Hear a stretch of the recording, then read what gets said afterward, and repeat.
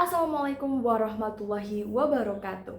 Good morning, the honorable judges, and good morning, everyone. My name is Violney Naifah Putrionggo, and you can call me Lucre. For today's motion is, this House would prioritize preserving cultural traditions even at the cost of slowing social progress.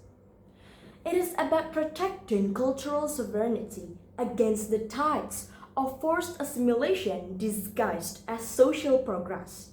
In the province of Aruna, the Kairan indigenous community has sustained the Rumah Adat system for centuries.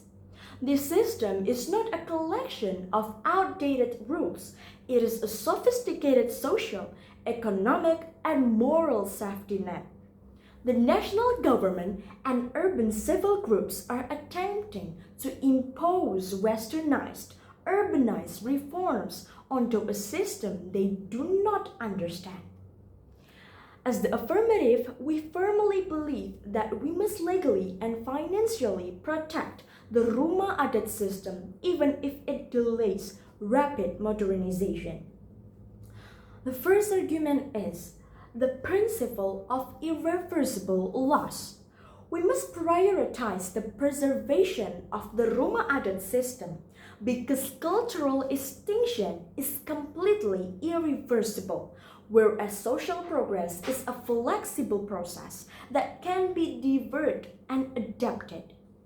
Cultural heritage such as the Kairan language, oral histories, and traditional agriculture rituals relies entirely on an unbroken chain of intergenerational transmission. If external interventions like skipping the cultural apprenticeship for immediate urban employment break this chain for even one generation, centuries of collective knowledge will vanish forever. You cannot resurrect the dead culture. Conversely, social progress like individual land titles or urban school integration is not a one-time fleeting opportunity. Slowing it down doesn't mean denying progress forever. It simply means giving the indigenous community the necessary buffer time to absorb modernization without being erased by it. Therefore, slowing down the pace of external social progress is a necessary and justified trade-off to prevent the absolute permanent loss of an entire civilization's identity.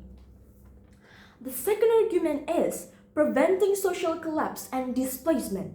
Imposing individualistic, urban-centric social reforms will dismantle the Kairan community's economic safety net and trigger severe internal social collapse.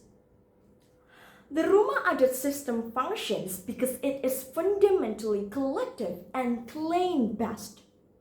When ancestral land is owned collectively, it is legally protected from being sold off piece by piece for short-term financial gains. This keeps the community's living space intact. If the government forces individual land ownership overnight, this protective shield shatters.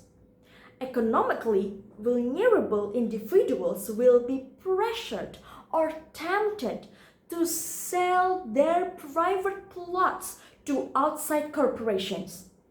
Consequently, the Kairan people will lose their ancestral territory. Their community will fragment and they will be displaced into cities, ending up as marginalized people instead of empowered citizens. Thus, what the opposition brands as social progress is actually a recipe for geographical and economic displacement.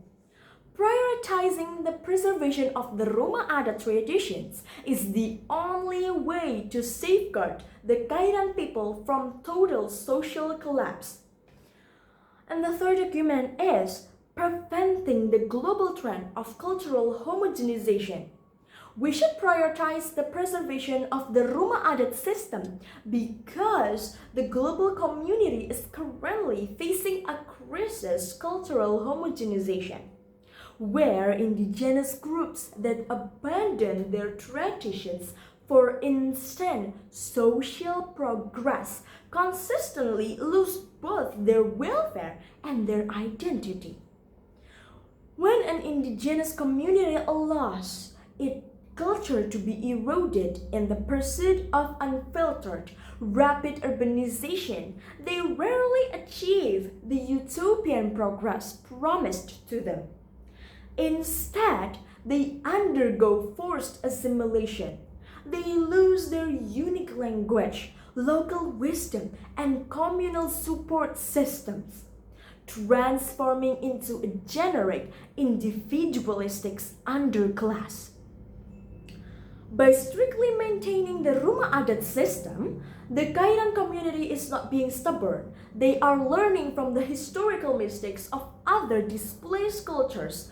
They are creating a legal and structural fortress to ensure they do not become the next casualties of modernization, who have lost both their land and their roots.